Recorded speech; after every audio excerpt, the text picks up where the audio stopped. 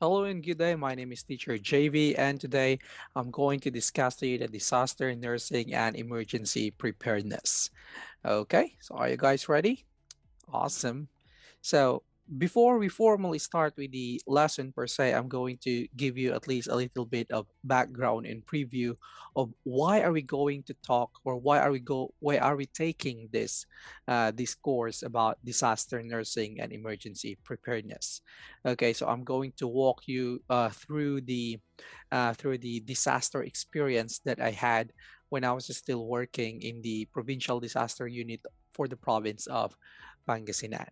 Okay, so let's start here by making or by stating some facts, some events and figures. Okay, this is in October 15 of 2013. So I bet some of you here are already maybe still in high school or in senior high school during this time.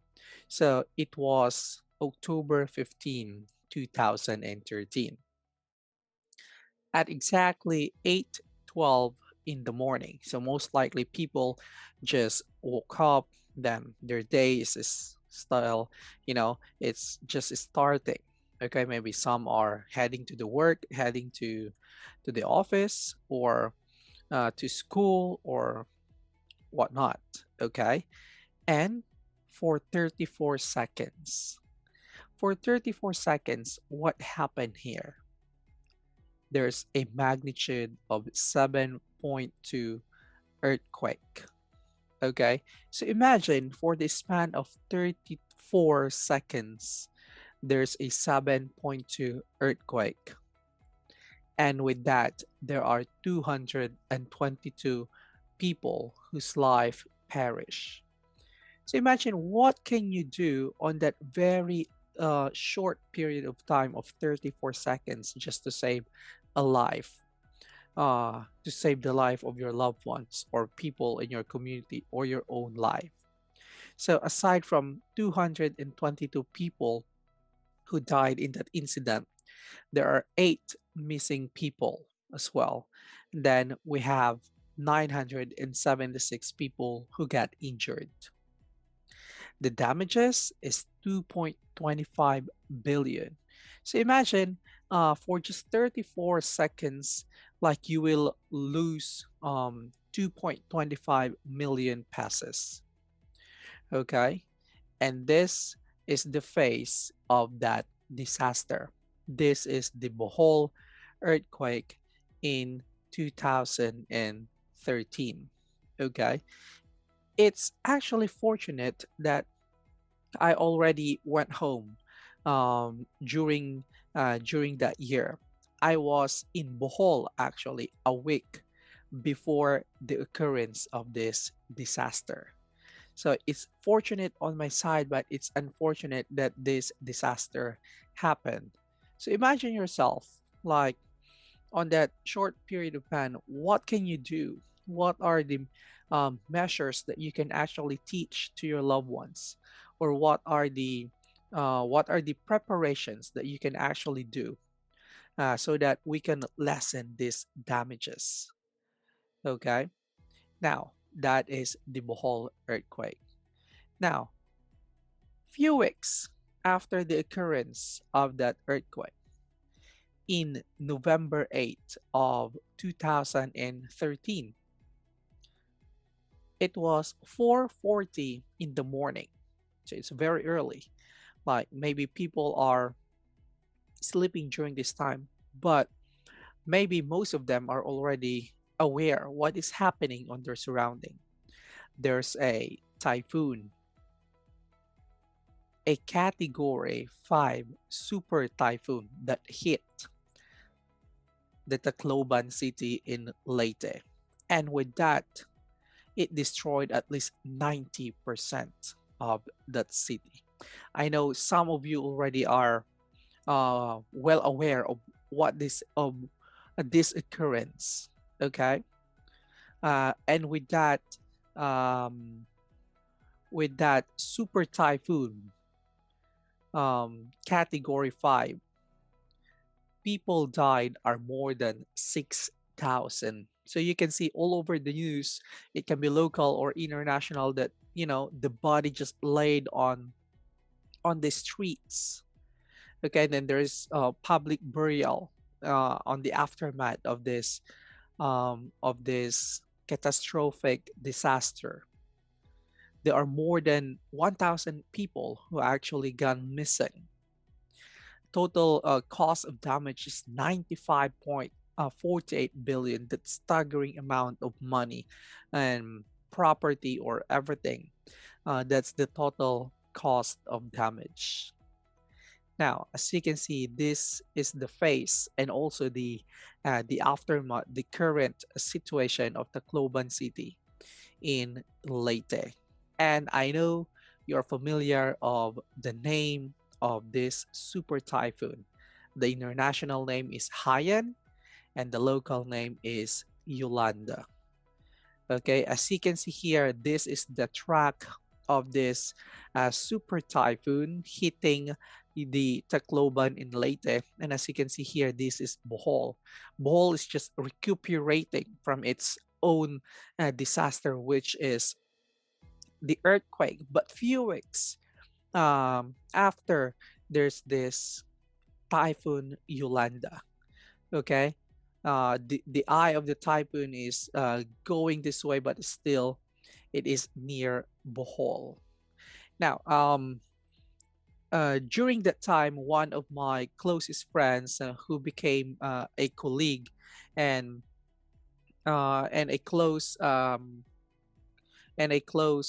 how do you call one, a workmate in an association or organization. We have organization about disaster.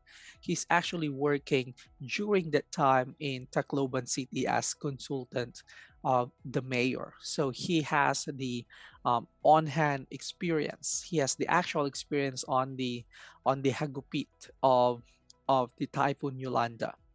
Then eventually after that, after consolidation of every reports, there are international media coming on the place, and then they were interviewing him, interviewing the mayor and the governor and everyone.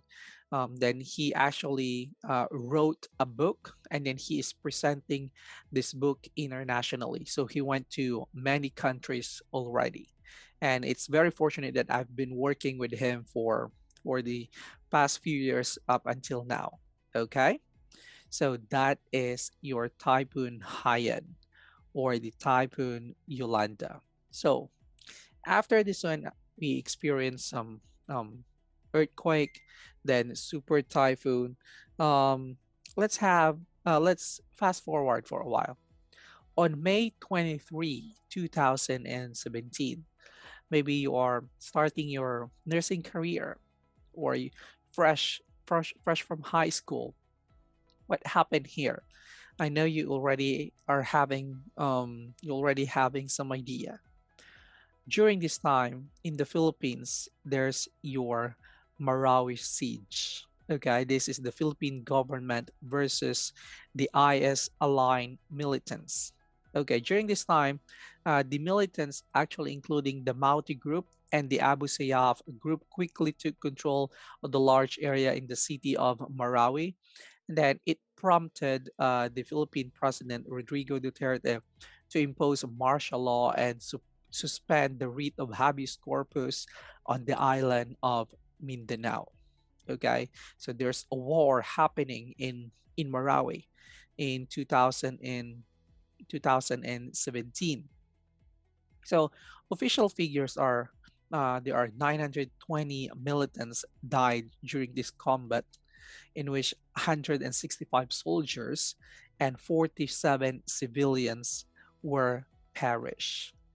Okay, and there's like 1,780 people who got rescued. Remember that they went in an hospital during that time, then took a lot of hostages.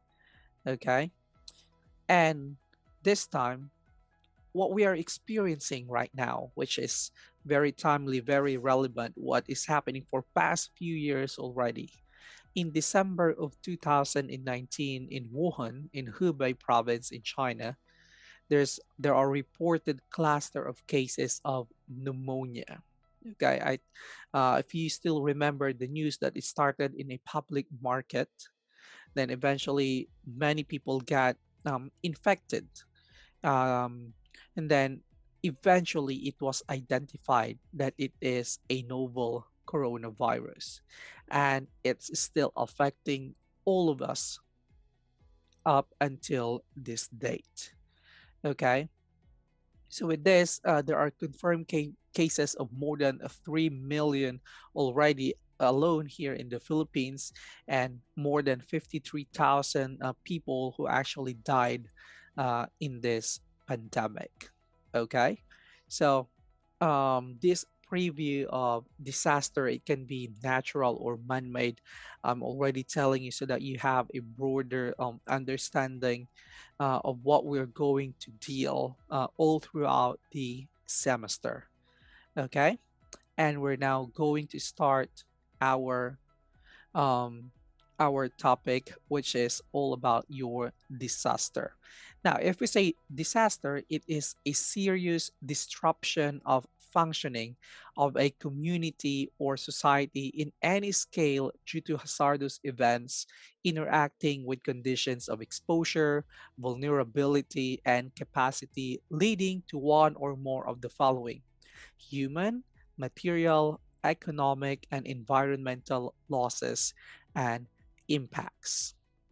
If we are talking about um, in our field in nursing or in medical, it can also be like your illness. There's a disruption in our normal function as human being. But in terms of our course that we are taking right now, disaster is disruption of functions in a community. Then there are instances that maybe there are people who will die during this occurrence. There are property that will destroyed or perish, and with that we can call that as your disaster. Okay, I hope this one is clear so that we can move on to the next slide, which is your health disaster.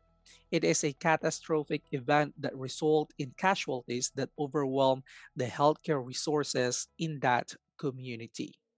Okay, and may result in a sudden and anticipated surge of patients, a change in standards of care, and a need to allocate scarce resources. If we in our community or in our hospital feeling this one, we can cluster it as a health disaster, especially if there's like a surge of patients. Example, in RHU, like the bed capacity is already met. Now that time we can say that it is your health disaster. Okay, how about your nursing disaster? Your disaster nursing rather can be defined as the adaptation of professional nursing skills in recognizing and meeting the nursing physical and emotional needs resulting from a disaster. And the overall goal of disaster nursing is to achieve the best possible level of health for the people and the community involved in the disaster. It's like it's like for us in conjunction of our work as nurses, our overall goal is to meet the optimum level of wellness of our client. Okay, in disaster nursing, it is to achieve the best possible level of health of the people and the community that got involved in the disaster. Okay, now let's move on here. It says here that disasters may be classified into two broad categories. The first one is natural, and the other one is man made or anthropogenic. I think this concept has been already introduced in senior high school. So this is just like a preview of what you have learned before, and I think this is also incorporated in NSTP. It's because I used to become a guest lecturer of Pangasinan State University, all of its 9 campuses, and then talking about disaster. Okay, so disaster can be natural, those caused by natural or environmental forces. That is very self-explanatory. Well, if you say man-made anthropogenic, this is human generated, or it is caused by actions of human being. Okay, now let's go, or let's move further here about your natural resources. I mean natural disasters. It results of an ecological disruption or threat that exceeds the adjustment capacity of the affected community. And in terms of natural disasters, this can include your earthquakes, the floods, tornadoes, hurricanes, volcanic eruptions, ice storms, tsunamis, and other geological or meteorological phenomena. All the things that we are actually experiencing these past few days, like maybe heavy rains, high tide, low tide, and then earthquake or hailstorm in the cold places in the Cordillera, landslide also in the Cordilleras on the higher places here also in Pangasinan. Um, these are what we call the natural disasters, but we can actually cluster or classify these disasters accordingly. Now we have what we call your geophysical. If we say geophysical, from the word itself, geo, it means the earth, a hazard originating from the solid earth. Okay, such as your earthquakes, your landslide, and volcanic activity. That is geophysical. Now let's move on to water. That is what you call your hydrological. In hydrological, it caused by the occurrence, movement, and distribution of water on Earth, such as floods and avalanche. Okay. We also have what we call the climatological, has something to do with the climate, like a drought that we usually feel during the summertime, and also wildfire. This is very prominent in Australia. And how about in terms of weather? That is what we call your meteorological, okay, such as your cyclones and storms that is very predominant here in Southeast Asian nation, especially here in the Philippines. Okay. We also have your biological. If we say biological, caused by exposure to living organism and their toxic substances or diseases that they may carry, such as disease epidemics, insect and animal plagues. Okay, and those things that I mentioned, those are examples of your natural disasters. Okay, we have geophysical, hydrological, climatological, meteorological, and then your biological. Okay, now let's move on here. How about what we call your anthropogenic disasters? Those in which the principal direct causes are identifiable human actions.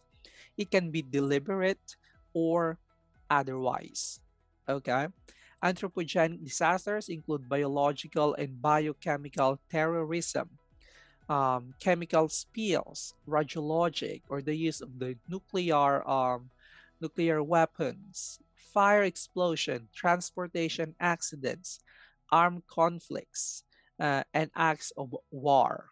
Okay, these are what we call your anthropogenic disaster or man-made disasters. Okay, I hope the two categories of disaster is clear, which is your natural, your man-made, or your anthropogenic um, disaster. Okay, now let's move on here. It says here that human generated disasters can be further divided into three broad categories: the complex emergencies, technological disasters, and disasters that are not caused by natural hazards but occur in human settlements.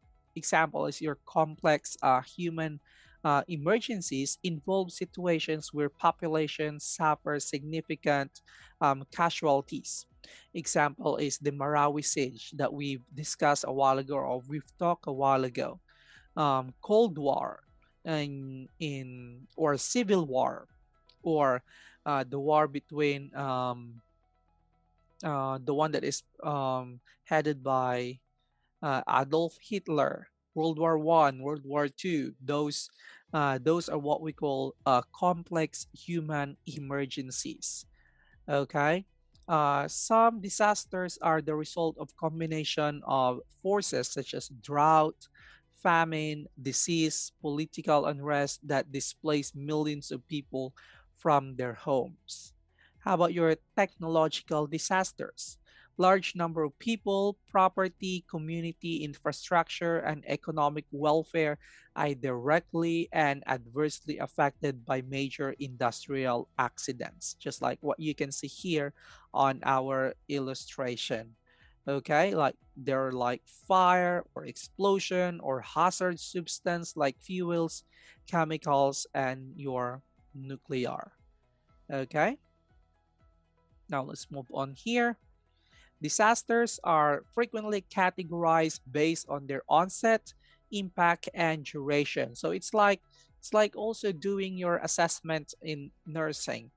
Okay, so there's like onset, there's like impact, and also duration. For example, earthquakes and tornadoes are rapid onset, short duration, but with sudden impact on communities. Okay, remember that 34 or 32 seconds, and then there are like 222 people or casualties.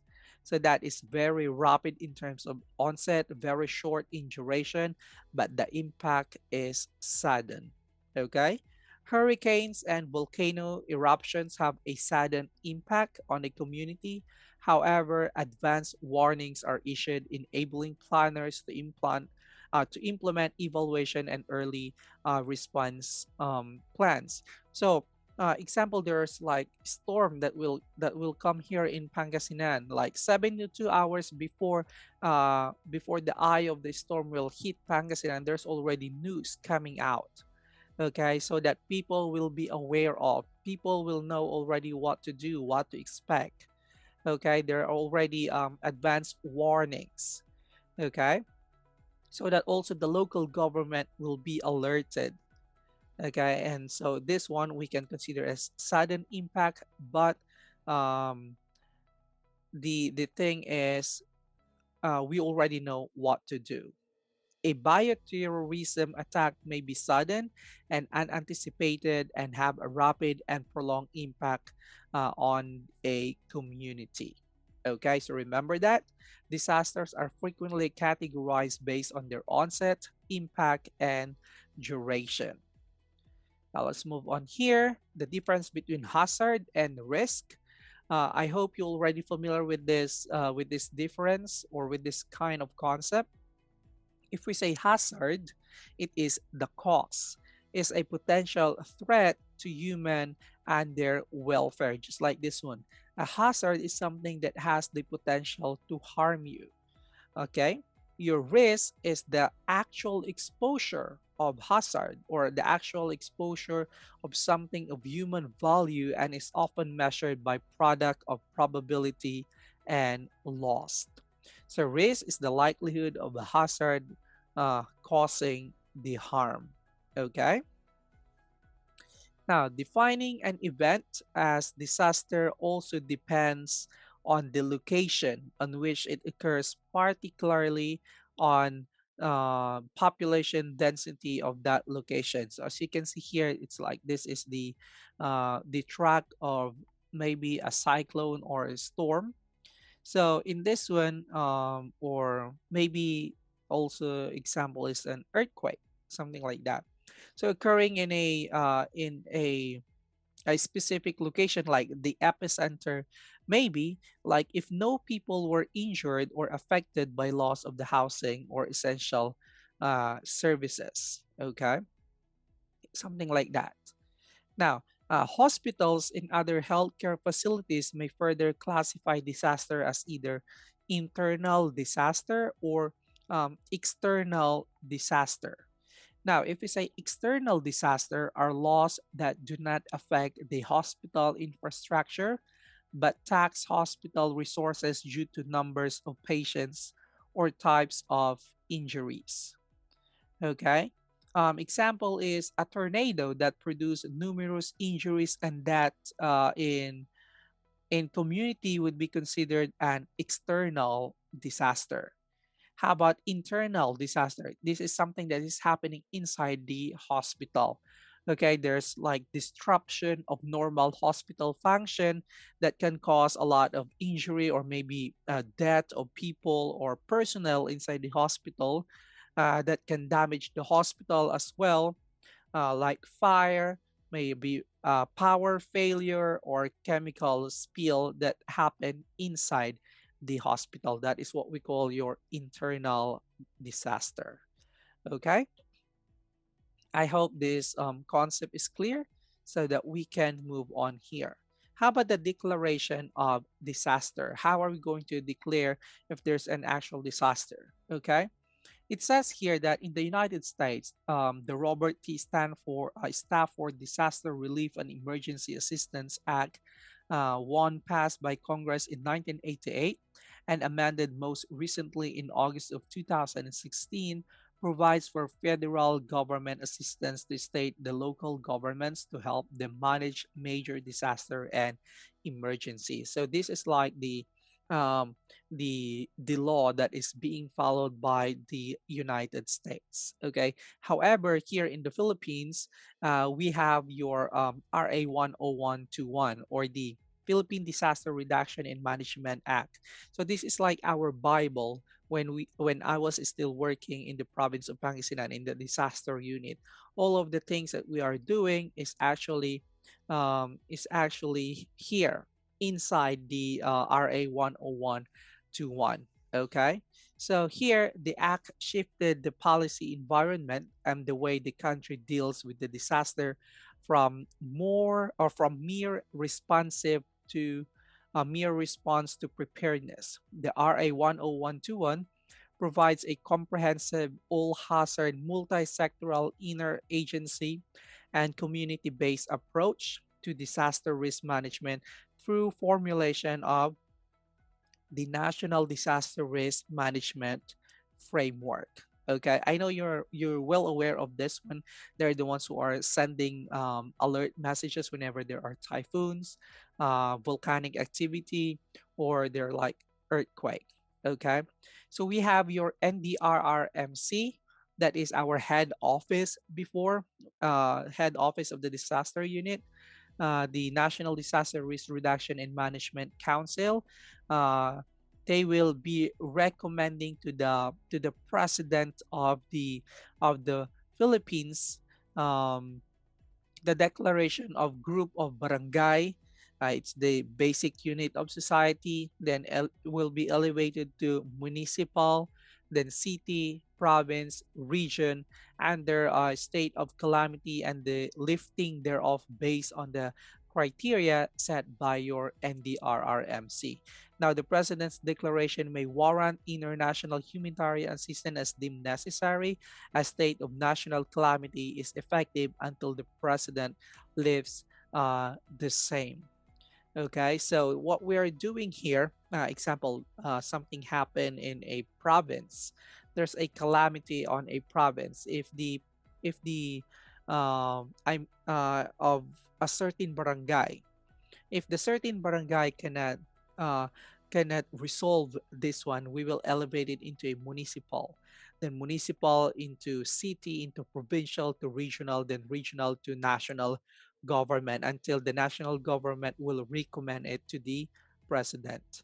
Okay, and then there's the declaration of calamity or disaster. Okay, only the president can also lift this declaration if they deem that the occurrence is already resolved or it's already improving. Okay, now let's move on here to the next one, your disaster continuum. Now, this is the life cycle of a disaster in generally referred as the disaster continuum or emergency management cycle. So these are the things that are happening mostly all throughout the year or all throughout the experience of having a disaster. This life cycle is characterized by three major phases, which is your pre-impact here, the impact, which is pre-impact is the before, the impact is during, and the post-impact is, of course, after, and provide the foundation for the disaster line continuum. Okay, so what are the things that you're going to do in the pre-impact? It's here. The planning, preparedness, prevention, and warning. During the impact, what are the things that you're going to do? Response to emergency management or mitigation. Post-impact, it means the disaster is already finished. There's gonna be recovery, rehabilitation, reconstruction, and evaluation. We're going to talk about this one by one as we go along with this session. So with this one, this is just like the continuation of this photo. Your disaster continuum here. Okay, so it says here we have nursing actions, example, planning on the planning stage or the what we call your pre-impact. What are the things that we can do here as nurses is participate in the development of community disaster plans, participate in community risk assessment, initiate disaster prevention measures, perform disaster drills and tabletop exercises, identify educational and training needs for all nurses, and develop disaster nursing databases for notification, mobilization, and triage emergency nursing resources, and develop evaluation plans. So these are the things that we can do as nurses if we are working in an institution, maybe, or in the community. Okay, or maybe if you are an active member of volunteer group or an active member of uh of how do you call this one, of your own barangay maybe, or municipality, you can actually participate on this. So as a nurse, what are the things that you can do on the impact or the occurrence of your disaster? So activate disaster response plan, mitigate all ongoing hazards, and the likes. Okay, please find time to read this part. Now, in the recovery, this is the post impact. What are the things that you can do? You continue the provision of nursing and medical care, and the likes. Okay. Now let's move on here. This is what we actually use as terms in the disaster unit of the province. We call it your four thematic areas. Okay, usually the disaster prevention and mitigation, they go together, and disaster rehab and recovery also, they go together. Okay, but first we're going to start with your disaster preparedness. Okay. In disaster preparedness, refers to the proactive planning efforts designed to structure the disaster risk prior to its occurrence. So, this is what we usually do in the provincial government before, when there are no occurrence of disaster. It's because we already know the flow, like from summer until December, there's gonna be season of storms. So after that one, that's the time that we will do the disaster preparedness. After that one, okay. So in this time, we should do warnings. Okay. In terms of establish and strengthen capacities of communities to anticipate, cope, and recover from the negative impacts of emergency occurrences and disasters. So this is the time that we are going to the grassroots. We are going to the community. We teach them what to do. And what not to do during the occurrence of a disaster. Okay, this is the time that we do a lot of health teaching, a lot of training, a lot of seminar to people in the grassroots. It's because they are the one who are actually experiencing it as well. Okay, that is your disaster preparedness. Now let's go to your disaster prevention and mitigation. This one is avoid hazard and mitigate their potential impacts by reducing vulnerabilities and exposure and enhancing capacities of communities. With this one, in prevention refers to the broad range of activities, such as attempts to prevent a disaster from occurring and any action taken to prevent further disease, disability, or loss of life.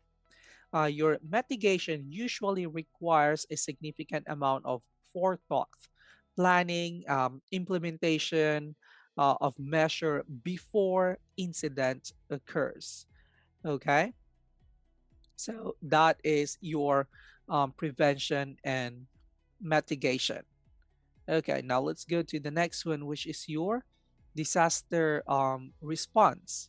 So, disaster response is the phase of the actual implementation of the disaster plan. Disaster response or emergency management is the organization of activities used to address the event. So, this is already the deployment of us before as rescuers, especially if we need to rescue a certain barangay,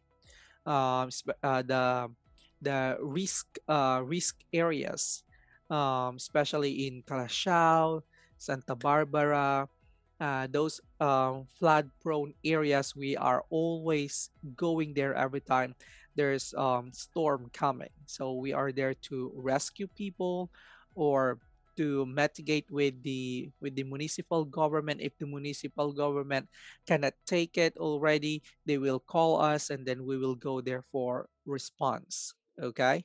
Response also example if we are taking duty in Lingayen Baywalk before, if someone is drowning and we are on duty, that's the thing that we're going to do. We will go there to rescue. Okay, so that is your disaster response. How about the disaster rehabilitation and recovery? What are the things that you're going to do here?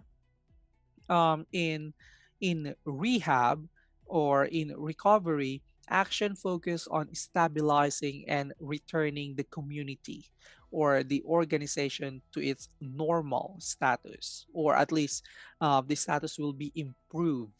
Okay, this can range from rebuilding the damaged buildings or repairing the infrastructure such as the highway or the barangay road, something like that, or relocating the populations maybe into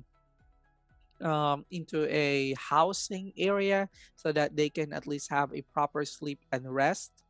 Your rehab and reconstruction involve numerous activities counter the long-term effect of the disaster on the community. Okay, its economy as well, and also the future development.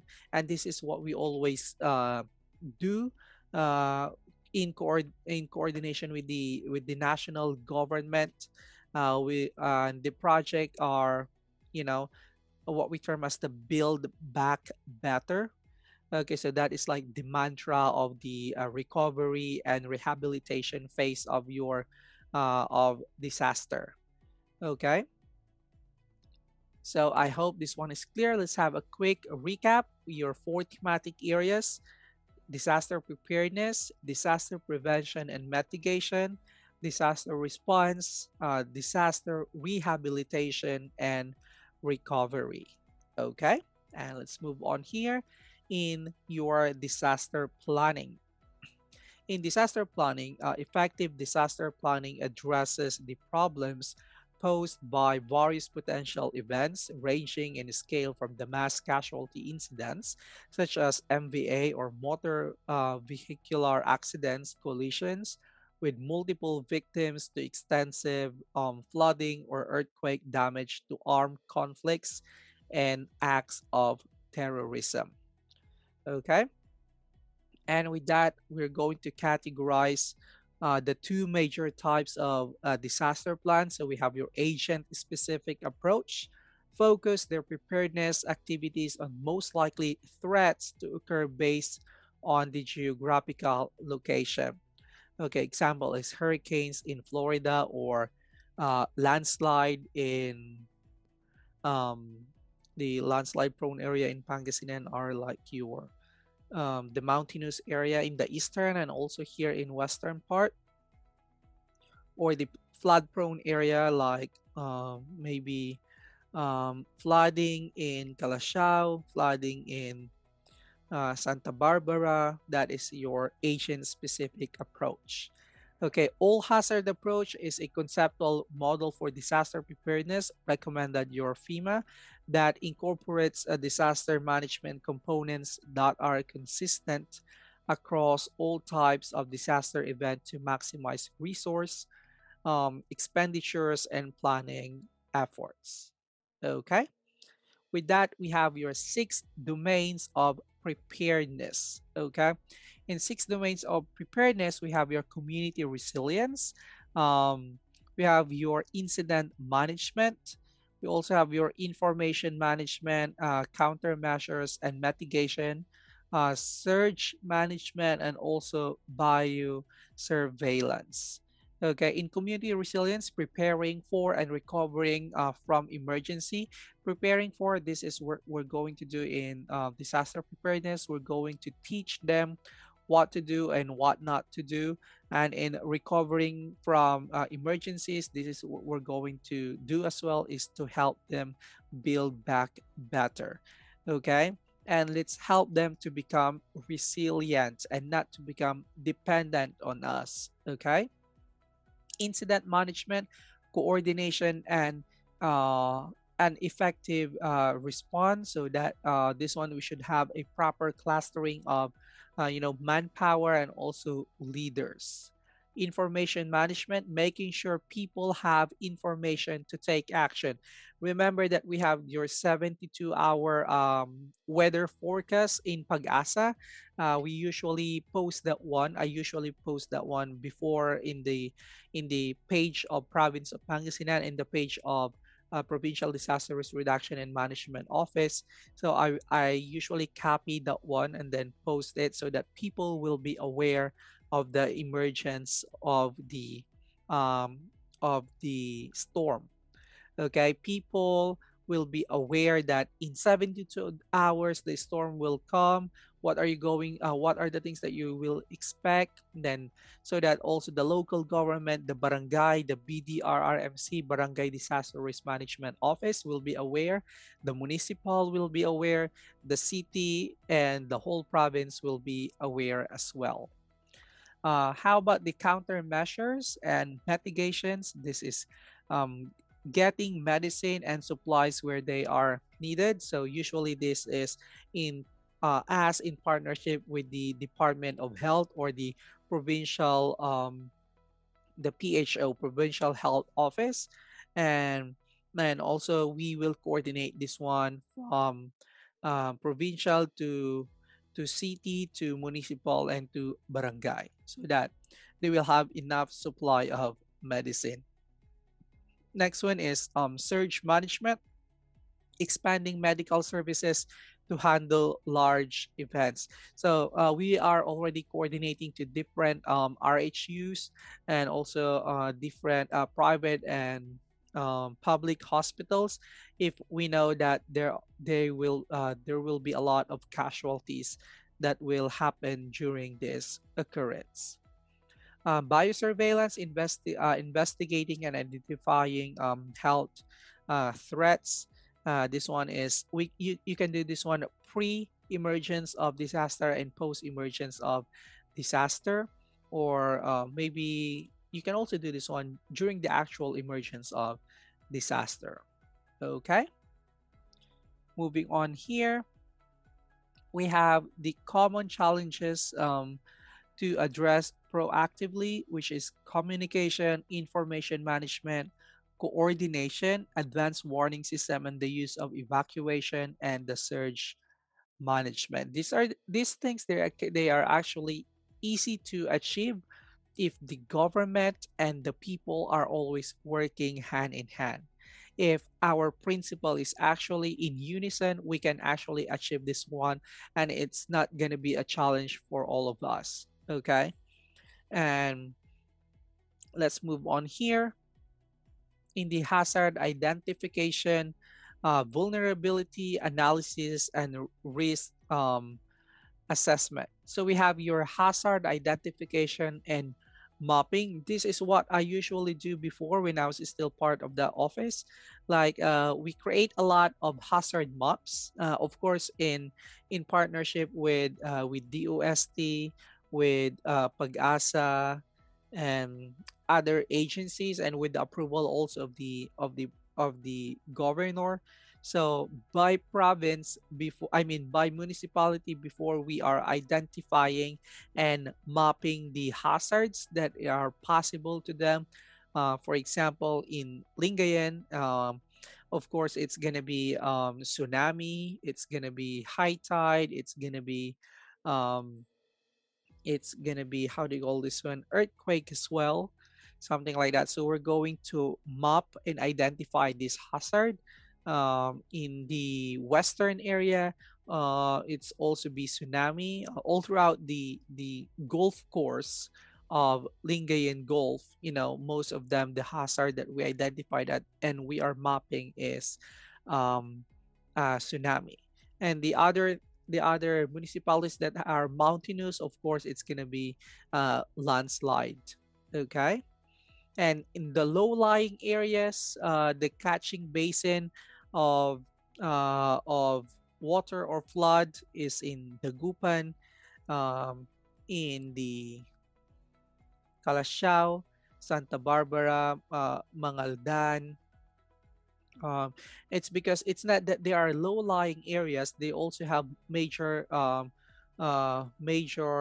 tributaries or rivers that can actually, it can actually elevate in terms of water. And also, if the Binga Dam or the other dams in the Cordillera will release water, it will be on the end of San Roque Dam, and then San Roque Dam will release water. Of course, there's gonna be flood. Okay, so we are actually doing these things before. So hazard identification is used to determine which events and most likely to affect the community and make decisions about whom or what to protect as basis of establishing measure prevention, mitigation, and response. So when we do this one, when we turn over the maps, we are making sure that um, the presence of the mayor or the barangay captain, all its clusters in terms of um, their emergency response, their team are there so that they are well aware of this one. Next is your vulnerability analysis.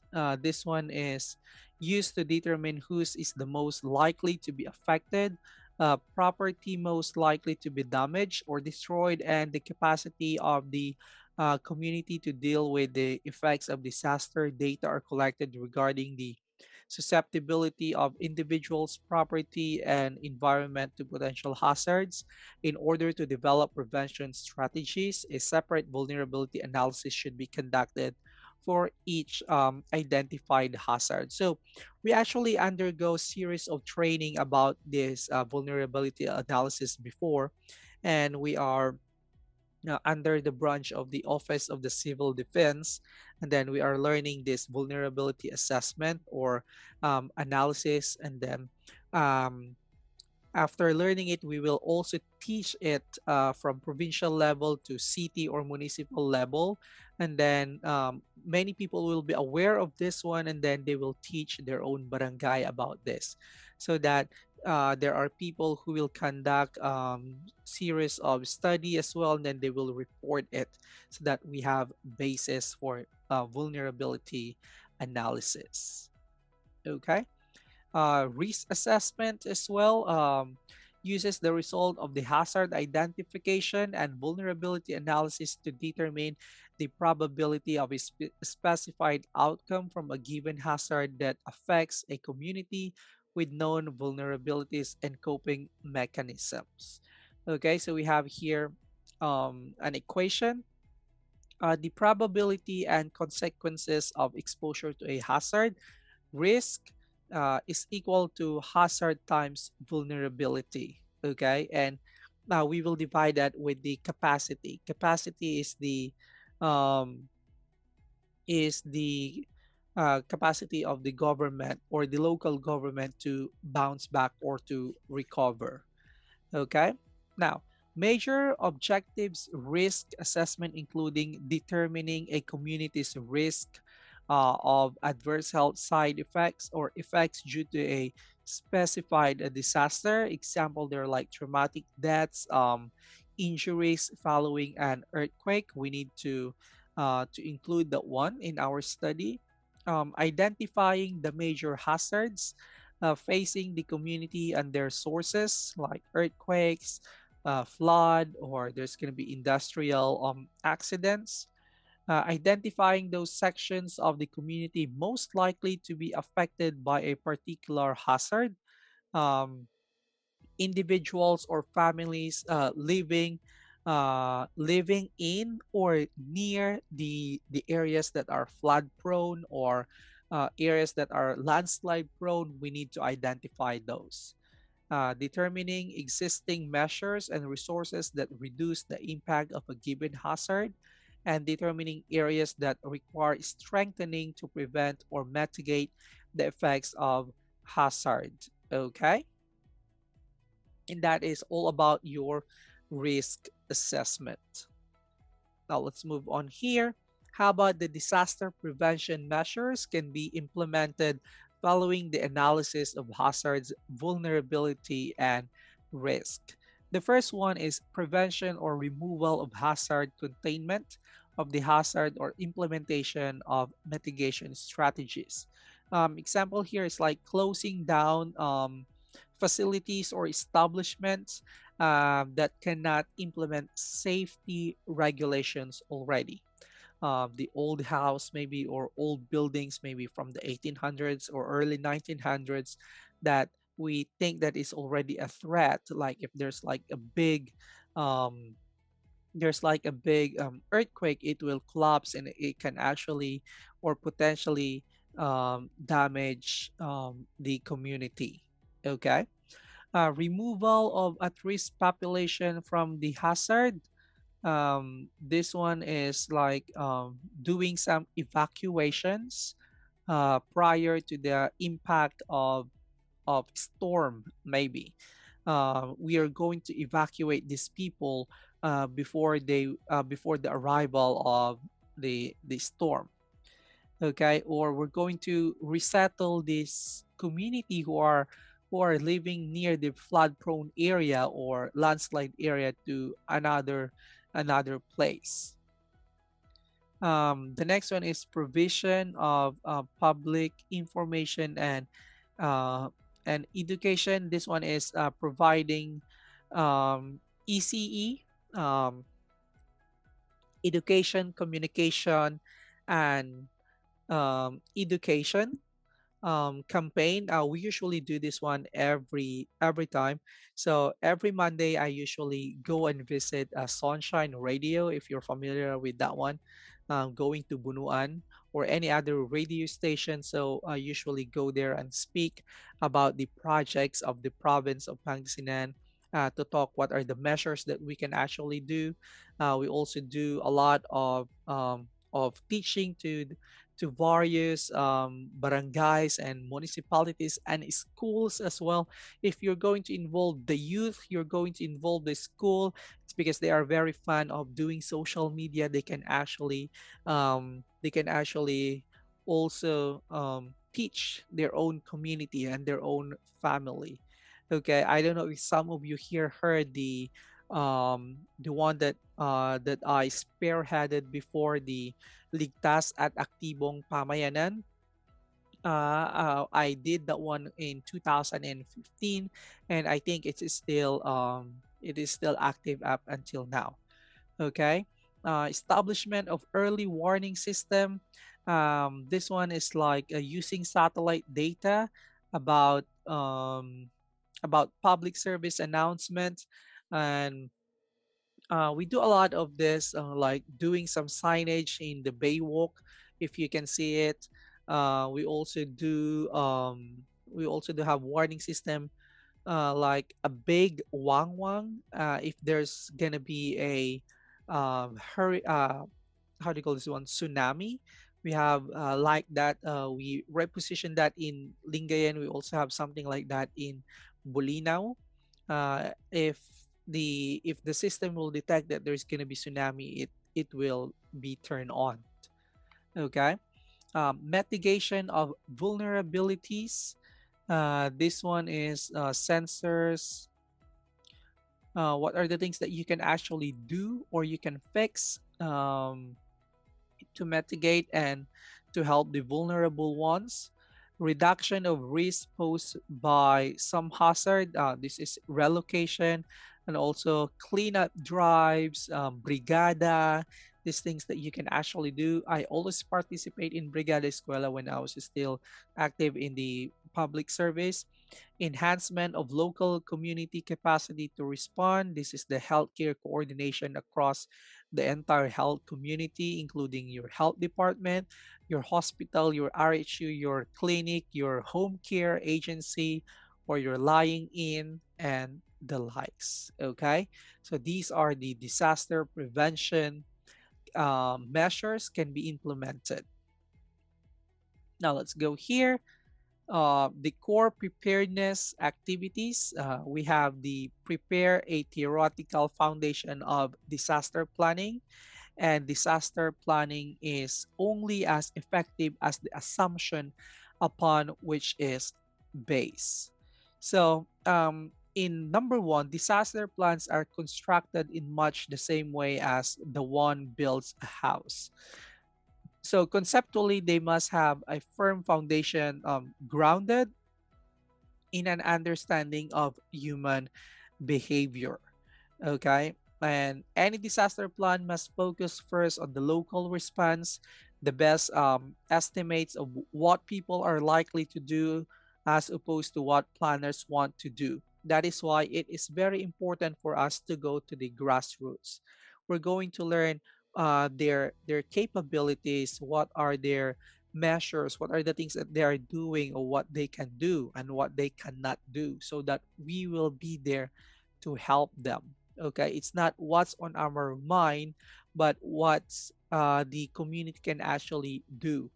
Okay, so we should always go to the grassroots to do mapping, to do risk analysis, to do um, vulnerable analysis and the likes. Okay, we can also do that one by relearning the disaster plan, and also attending series of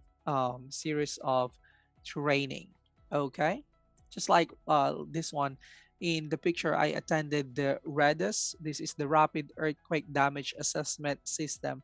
So it is a system actually being used to create maps for vulnerable areas, like areas that has landslide prone and areas that are earthquake prone, something like that. Okay, let's move on here. The next one is core preparedness activities must go beyond routine. Most disasters cannot be managed merely by mobilizing or putting your equipment, okay, or putting your personnel and supply.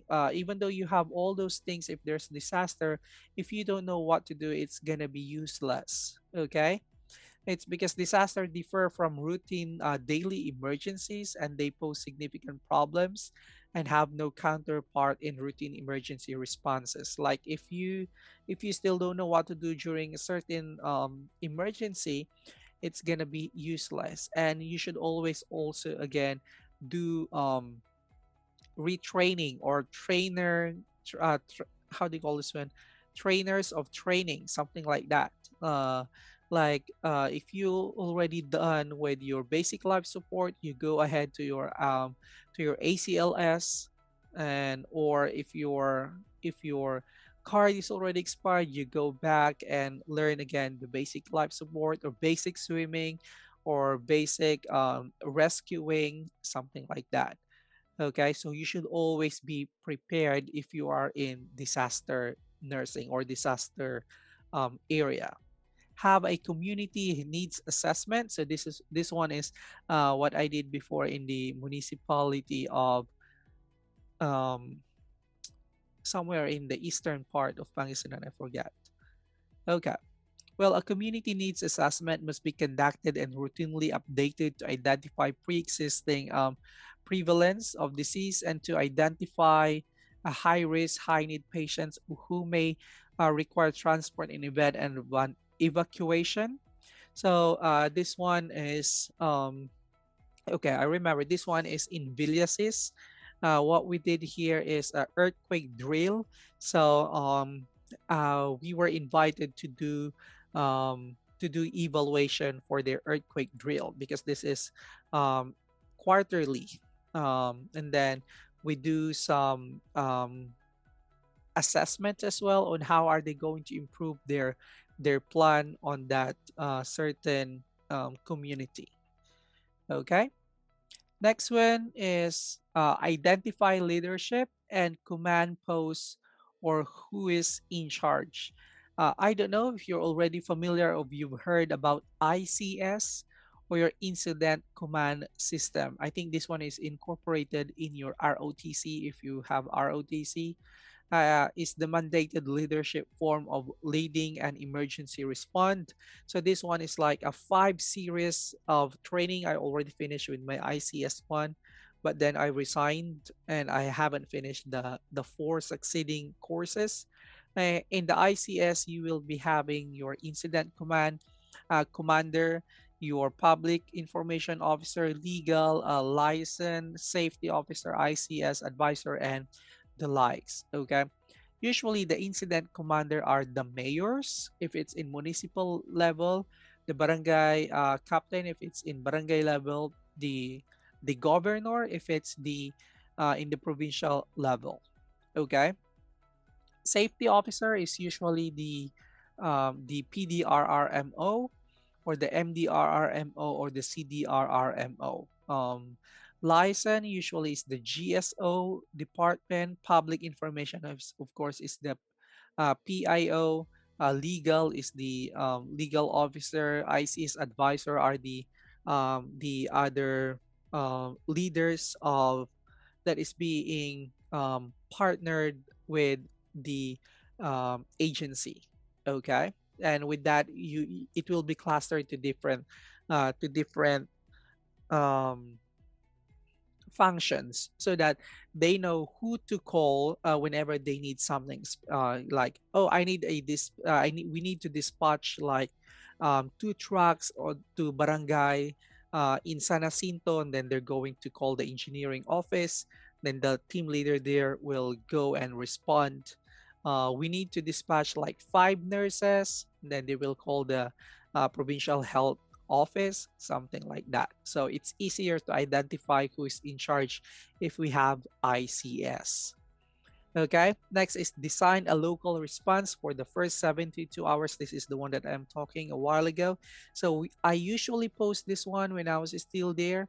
And I know you're well aware of this one, like 72 hours before the emergence of the disaster. Next one is identify and accommodate vulnerable population. So a community disaster plan must accommodate the needs of all the people. So we should not be very choosy, including the patients residing in the hospital or long-term care facilities such as nursing home, assisted living, in the psychiatric or rehab centers. Okay, this one is another drill in the UCU, I think. Know about local and national assistance. I cannot think of other assistance that we are in partner with before, but mostly it is the Philippine Red Cross and UNICEF. Their groups and organizations are mostly helpful when they understand their own capabilities and limitations, as well as those of an organization in which interactions are anticipated or intended. There are also many volunteer groups that are very helpful. I think the Panda group are very helpful. Um, the organization, the fraternities, they are actually very helpful during the times of disaster, and they are our partners before. Identify training and educational needs, resources, and personal protective equipment, or your PPE. Plan for early conduction of damage assessment. So this one is the one that I spearheaded before, the Ligtas at Aktibong Pamayanan. And this one is the one where I am talking, or giving some notes to the Boy Scout of the Philippines in Santa Barbara. So if you keep on training and educating the young minds, it will be inculcated for them the importance of disaster, or the importance of disaster nursing. It's because as young, or as early as, as grade 1, grade 2, grade 3, they already know what to do in terms of maybe like earthquake. They are already aware of the whole duck in cover. Okay, it means that they know what to do, and then they will make a line, then go outside to the open area, and then all of them are there, and then there's going to be a team leader will do who will do head count and the likes. Okay, so we need to train them, to educate them, so that they will become aware of the things that they can do and they should not be doing whenever there's a disaster. Okay, I hope you've learned something during this session, and I will see you again by next time. So thanks for listening, and stay awesome. Goodbye.